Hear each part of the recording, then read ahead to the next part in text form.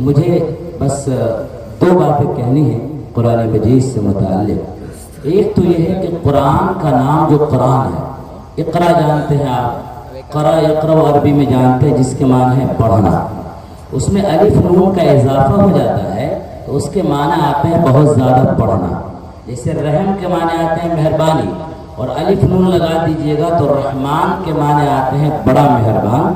اسی طرح قرآن کے معنی ہے بہت پڑھی جانے والی کتاب۔ یہاں پر ٹھہر کر کے اپنے گریبان میں جھانک کر کے دیکھیے کہ قرآن جو آپ کے گھر میں رکھا ہوا ہے وہ بہت پڑھی جانے والی کتاب ہے یا گھر میں رکھی جانے والی کتاب ہے، اس پر غور کر لیجیے گا۔ دوسری بات، اسی قرآن مجید کا ایک دوسرا نام ہم کہتے ہیں کلام اللہ۔ کلام کے معنی آتے ہیں بات چیت کرنا۔ کلام اللہ، اللہ کا کلام۔ اپنے گریبان میں جھانک کے دیکھیے گا، حدیث پاک میں آتا ہے موتو قبل ان تموتو، مرنے سے پہلے مر کے دیکھو۔ اپنا محاسبہ کر کے دیکھیے گا، یہ اللہ کا کلام ہے، اللہ تعالیٰ سے ہماری بات جاری ہے یا آج کل ہماری بات بند ہے؟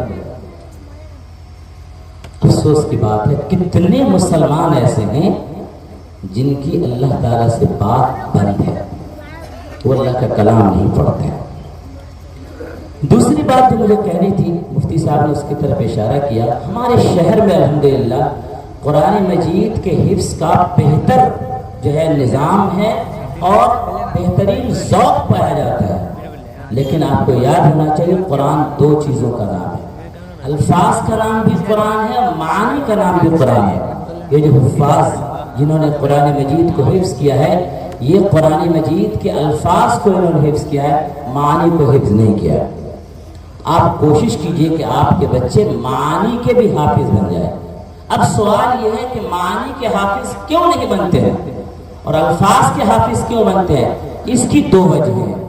ایک وجہ تو مفتی صاحب نے ابھی آپ کے سامنے بیان کی، ایک وجہ یہ ہے ہمارا مزاج بن گیا ہے ہر چیز سے برکت، صرف برکت۔ قرآن مجید بھی صرف برکت کے لیے نہیں، قرآن مجید آپ کی زندگی میں حرکت پیدا کرنے کے لیے، نہ کہ صرف برکت کے لیے۔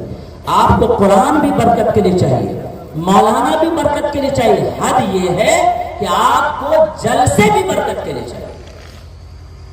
ہمارے یہاں رواج نہیں ہے، لیکن ہمارے شہر میں جگہ جگہ روڈ کے کنارے دیکھیے گا میلاد ہوتا رہے گا، لوگ بیٹھے رہیں گے کنارے، اس کا مقصد سوائے برکت کے کچھ نہیں ہوتا ہے۔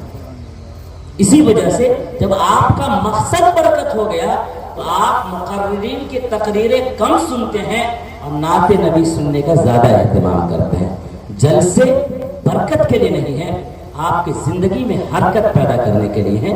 علماء صرف برکت کے لیے نہیں ہے، بنیاد ڈل رہی ہے آ کر کے ڈال دیجئے، ایک اینٹ ڈال دیجئے، ہمارے یہاں کھانا کھا لیجئے، ہمارے والد کا انتقال ہو گیا قرآن پڑھیے۔ یہی ایک مسجد ہے، اس میں ایک صاحب نے کہا کہ میرے والد صاحب کا انتقال ہو گیا ہے یا والدہ کا، قرآن مجید پڑھ دیجئے۔ مجھے اتنی جلدی تھی، کہیں جانا تھا کہ جمعہ سے پہلے میں نے کھانا کھا لیا تاکہ جمعہ کے وقت بعد میرا وقت ضائع ہو، مجھے جانا تھا کہیں۔ انہوں نے کہا قرآن پڑھ دیجئے۔ میں نے کہا میں کہیں سے بھی قرآن پڑھ دوں گا۔ انہوں نے دوسروں سے شکایت کی، مفتی صاحب سے میں نے کہا قرآن پڑھنے کے لیے، انہوں نے نہیں پڑھ دیا۔ میں نے کہا جا کے کہہ دیجئے گا 10 سال سے چیخ چیخ کر کے میں کہہ رہا ہوں آؤ قرآن سیکھو، آؤ قرآن سمجھو، تم نے کیوں نہیں سیکھا، کیوں نہیں سمجھا؟ یہ کس نے طے کیا کہ مولانا آپ کی بات مانیں گے اور آپ مولانا کی بات نہیں مانیں گے؟ میرے بھائی صرف وجہ یہ، مولانا بھی آپ کو چاہیے صرف برکت کے لیے۔ اگر انہوں نے اصلاح کی بات کہہ دی، ڈاکٹر اگر ایک ڈاکٹر کے پاس گیا اور اس نے آپ کی بیماری نہیں بتائی، دوسرے ڈاکٹر کے پاس گئے اس نے بیماری نہیں بتائی، تیسرے ڈاکٹر کے پاس گئے اس نے بیماری نہیں بتائی، چوتھے ڈاکٹر کے پاس گئے اس نے بیماری بتائی، تو آپ کہتے ہیں وہ تینوں ڈاکٹر کو اچھا نہیں ہے، چوتھا والا اچھا ہے۔ اور 4 مولوی صاحب کے پاس گئے، ایک نے کہا نہیں ماشاءاللہ سب کچھ آپ کا ٹھیک ہے، دوسرے نے کہا ٹھیک ہے، تیسرے نے کہا ٹھیک ہے، چوتھے نے اگر کہہ دیا کہ آپ کا یہ عمل غلط ہے تو یہ مولوی صاحب بہت اپنے آپ کو بنتا ہے، یہ مولوی صاحب ٹھیک نہیں ہے۔ وجہ کیا ہے؟